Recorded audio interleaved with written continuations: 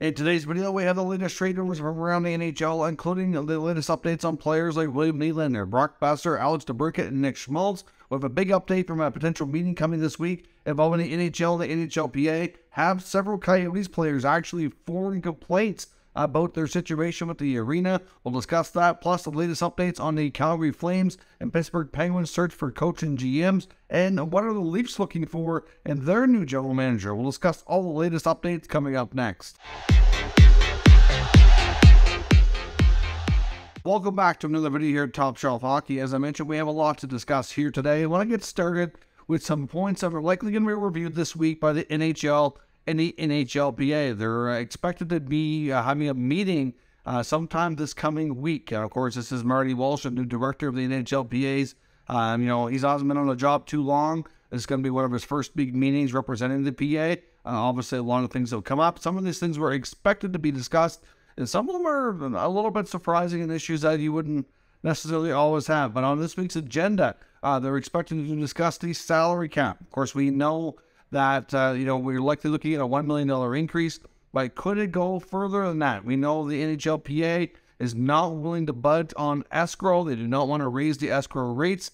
So if they don't have that, what could they possibly barter with when it comes to the NHL? Putting the cap up, they're likely going to want something in return, and we'll have to wait and see how that works out. But they are expected to have that discussion, and based on those discussions, we should get a pretty good idea if it's going to be $1 million or if there is any hope for a bigger increase. Apparently, they're also going to be discussing a potential change in the NHL regular season schedule, which could see the NHL go from an 82-game to an 84-game season schedule. Of course, that could be something that is discussed, and even as a give and take type of deal when it comes to the salary cap as well. One of the other things that the NHLPA is likely going to be looking for, though, in return, if they do make an agreement for this, would be to have shorter training camps and fewer exhibition games. Right now, a lot of people feel that there's way too many preseason games, and camp is too long. If they're willing to shorten that down and drop the preseason games by at least as many, if not more, than what they're looking to add to the regular season schedule, then they very well might just get an agreement. Of course, adding a couple of extra games on the schedule would be quite taxing on the players. From a revenue perspective, certainly helps a lot in that respect.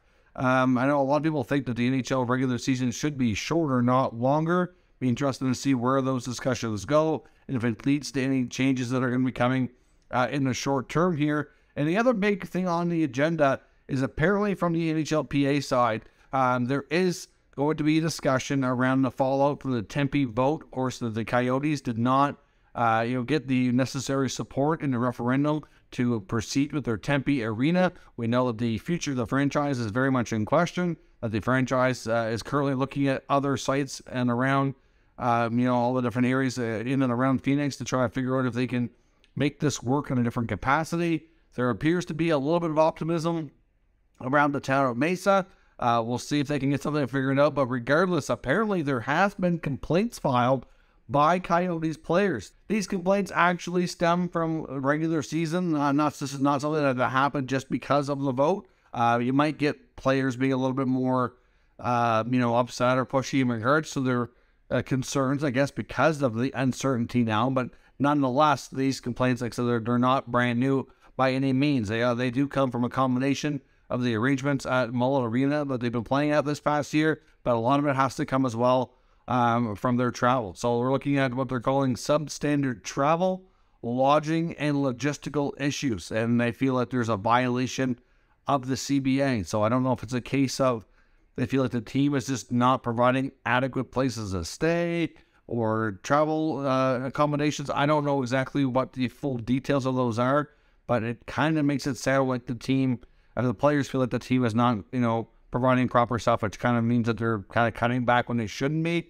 We'll see if it is a violation of the CBA, and there could be further consequences or discussions around this. I don't know how this is going to play out, but, we kind of been under the impression that the players were quite, happy to play. They obviously didn't really want to say anything. Anytime players were asked about anything this year, it was typically pretty positive feedback, but clearly there's enough that are not happy with how things have gone this past season, and enough that are unhappy with the uncertainty hanging over the franchise moving forward. So we'll have to see where this goes. I know a lot of player agents especially are certainly not pleased. could be asking for some of their clients to be moved out off the team. And the other big concern with this as well was the uncertainty. Is we know that the Arizona Coyotes have had like a bare bones type of approach, and they very well might run into a situation if enough people are unhappy with the lack of plan and the fact that there really doesn't seem to be one anymore, that the player agents might recommend to their clients to not go there.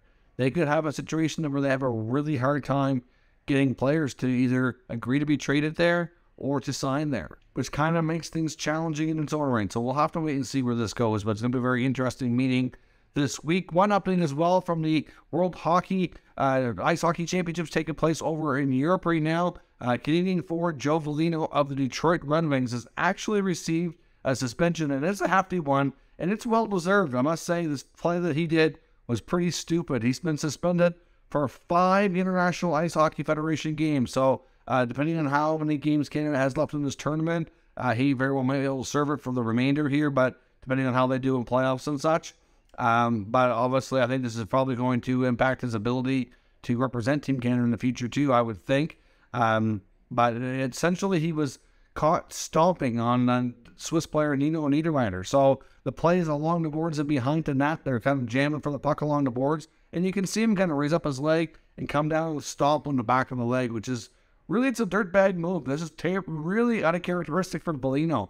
I've never seen him do anything like this before. Veleno's a player I've seen a lot all throughout his years, especially in junior. Of course, he was granted exceptional status to play in the Quebec League, which has kind of fallen short of where he ended up being when he was ready to be drafted and all that.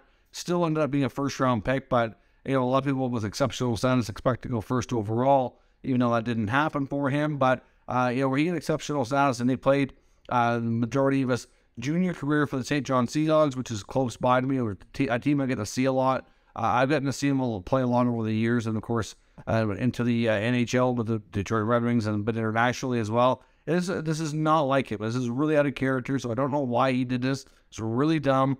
Really cost his team, and going to cost himself a major suspension here. So unfortunate scene. Hopefully he learns his lesson and doesn't pull any further stunts like that, either internationally or with the Red Wings in the future here. Now, some updates from Elliotte Friedman when it comes to the Calgary Flames. It came on the 32 Thoughts segment that they did in last night's NHL broadcast. Some of this was already on Twitter by other NHL insiders as well, including Darren Dreger with TSN. But it is expected that the Calgary Flames are going to be announcing that Craig Conroy is going to be the new GM of the team. He has been the you could say the odds-on favorite since the search began. Since Brad Treliving was announced he was leaving, and Don Maloney took over as interim GM and president of hockey ops. I know Conroy is somebody I personally expected to be very much in the mix. He's one of the top AGMs from around the league, well-respected forward player. Really put in a lot of time and paid his dues, and is a well-respected option to be into this role. So the Flames took their time to do due diligence, talked to a lot of external candidates, but still came back and feels that Conroy is the best option. So expect Craig Conroy to be announced likely on Tuesday after the long weekend.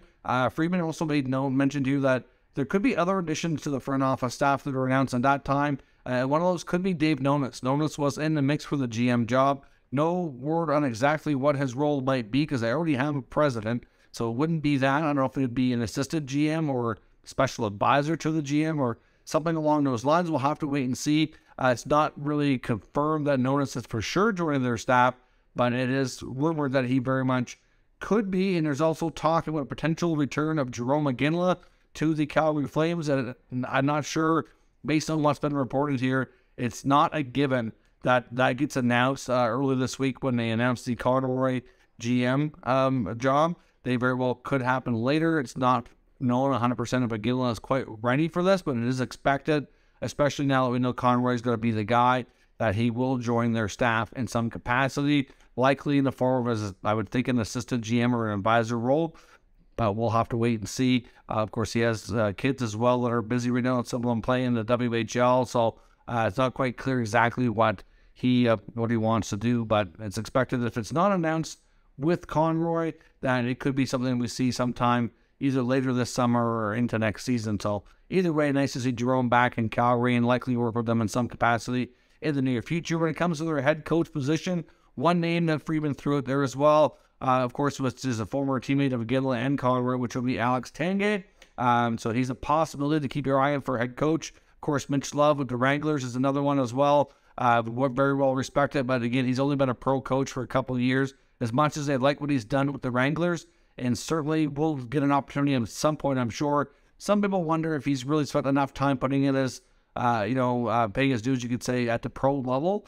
So not a given that he's a final candidate here, but certainly will be at least considered. Travis Green, former Canuck coach, also expected to get some consideration for this job here as well. I know it's also been reported by Elliot Friedman last night that the Pittsburgh Penguins, even though they are well down the road of their search for their new general manager, it was believed to go through round 1 of interviews, and we're on to round 2 with I think around 4 or 5 candidates that were still considered to be in the mix.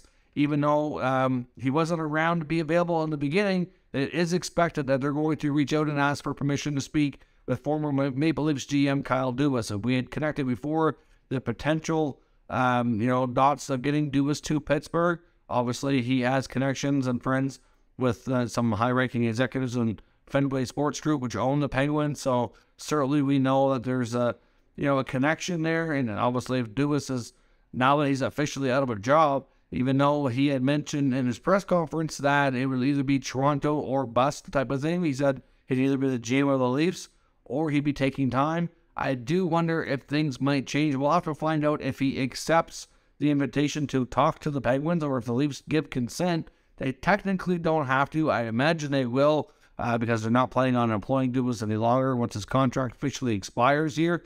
But at the same time, Dubas made mention of the family reasons and all that. But after everything, how everything went down, some kind of wonder if, was the family thing as legit as he made it sound, or was that a negotiation ploy? A lot of people really don't know. And if he did tell Shanahan that he wanted to come back and still wanted to be GM of the Leafs, even though the Leafs changed their mind, which, like a lot of people said, he basically overplayed his hand with negotiations and ended up out of a job.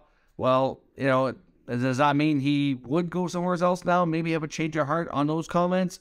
Something that's the case, but we'll have to wait and find out if he doesn't. And if he does end up in the mix for Pittsburgh, I would think he'd have an excellent chance at being the successful candidate. So we'll have to see. I know a lot of other people have said that they think that Dubas might take some time and that the job he might be eyeing next would be in Ottawa. Of course, many people have made mention of the fact that Kyle Dubas reportedly grew up being an Ottawa Senators fan and would love to stay in Ontario and work for the Sens at some point, if that's a possibility.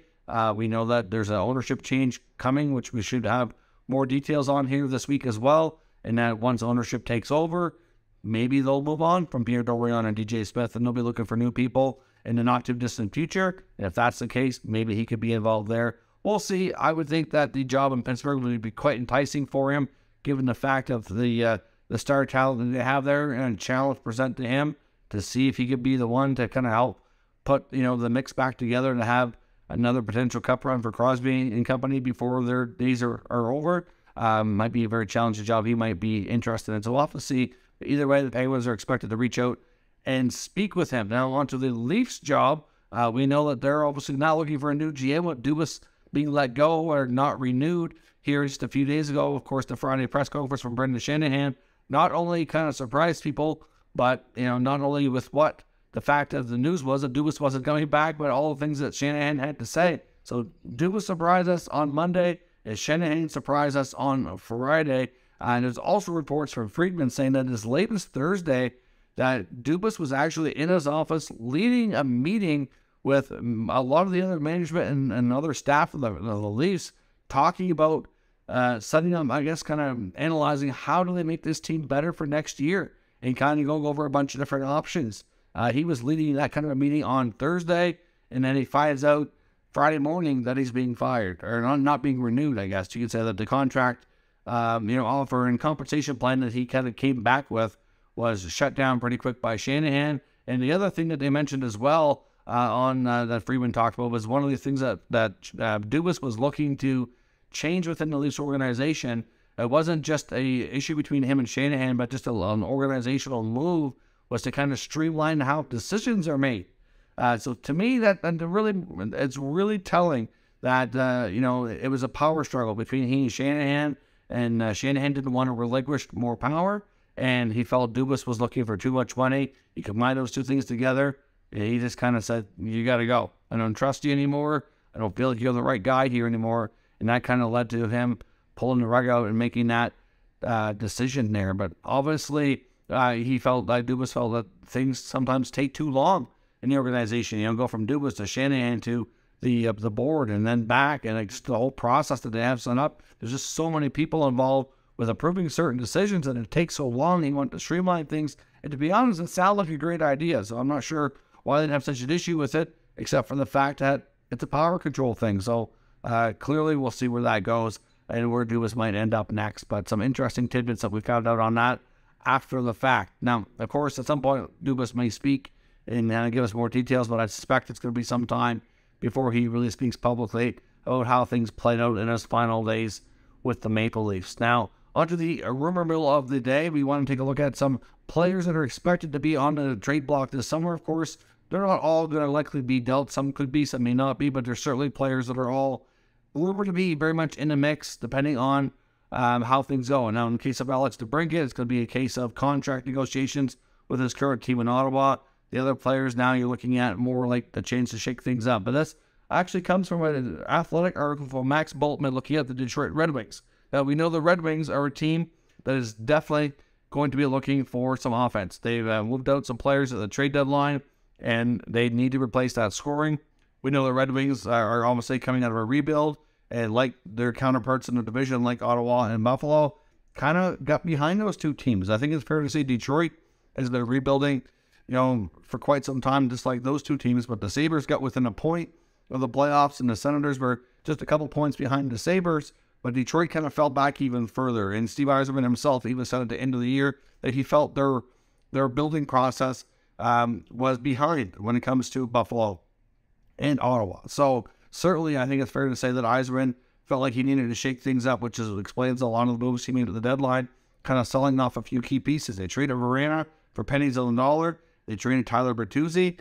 So key offensive players there. And almost like Verena never quite worked out the way they had hoped, but still a guy who's scoring quite nicely in St. Louis since he was traded. So clearly they're looking for some help scoring, and all of these players could be different options for them. We know Alex Debrincat in Ottawa is looking for a new contract. He has a $9 million qualifying offer. A couple of issues here with this. We know Debrincat is a Michigan native, so obviously the allure of him playing for the Red Wings someday might sound interesting to him. So there is that aspect of it. However, will Detroit want to pony up the asking price for Debrincat compared to what Ottawa is going to want? We know that Ottawa paid 3 draft picks to the Blackhawks last year.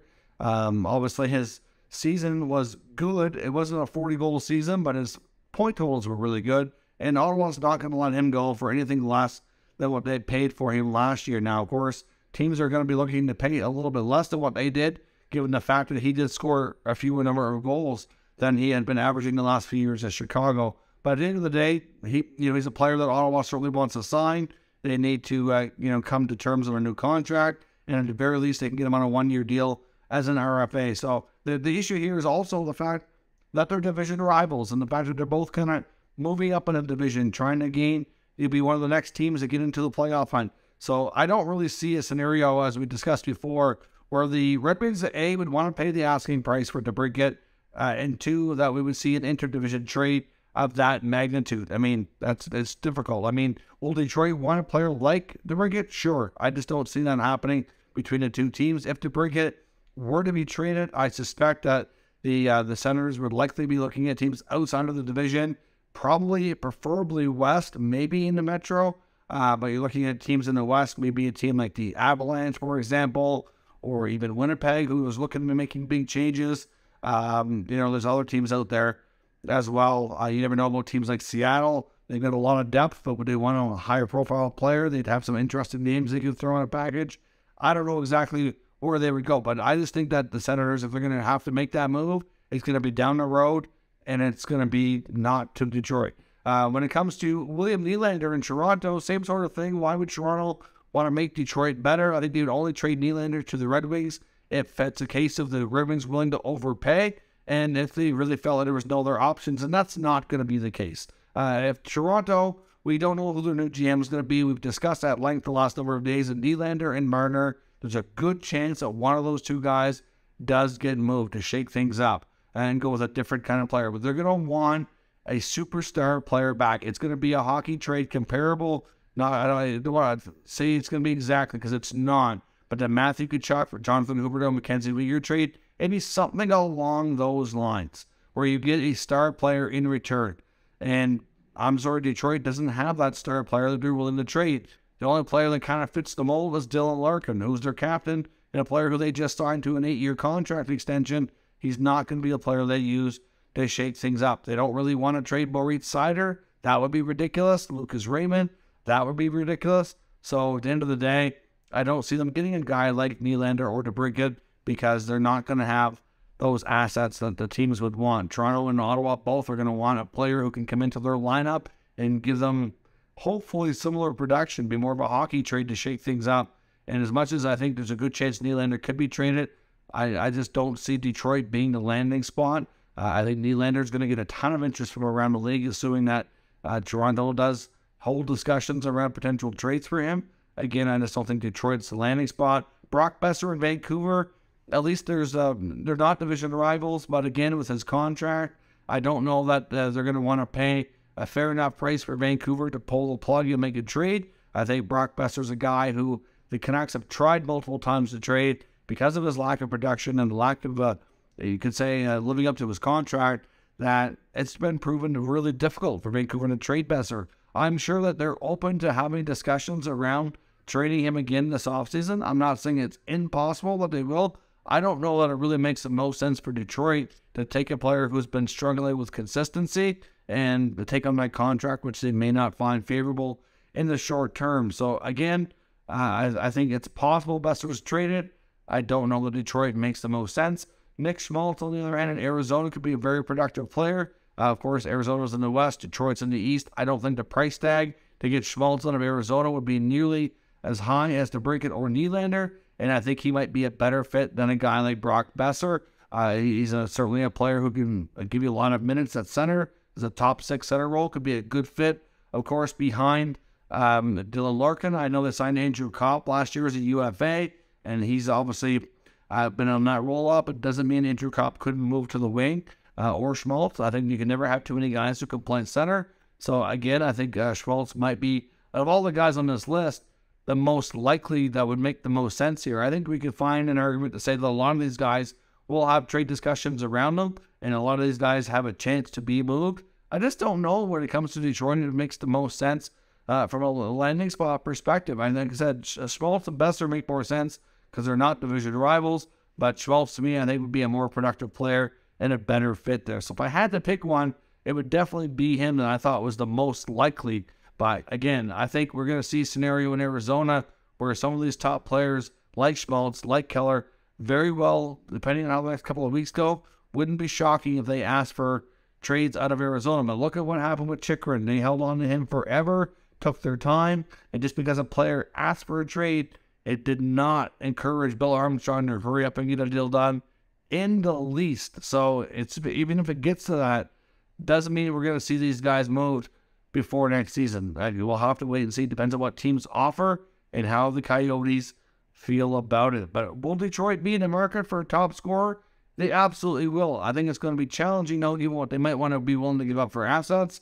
And they're not going to be able to swing deals, I don't think, with some of their top division rivals, with some of these players who are going to want to make Detroit better and maybe have a better chance to move up the standings. To me, that just doesn't make sense on their part. So let me know your thoughts on the Red Wings and these players. Obviously, do you see these players being traded? Is Detroit, if it isn't the likeliest destination, where do you think they could go? And give me some mock trades to discuss in the comments. If you're new to the channel, make sure you subscribe and stick around. We'll keep you up to date with the latest news, rumors, and analysis of all 32 NHL teams. Thank you for watching, and I'll catch you next time.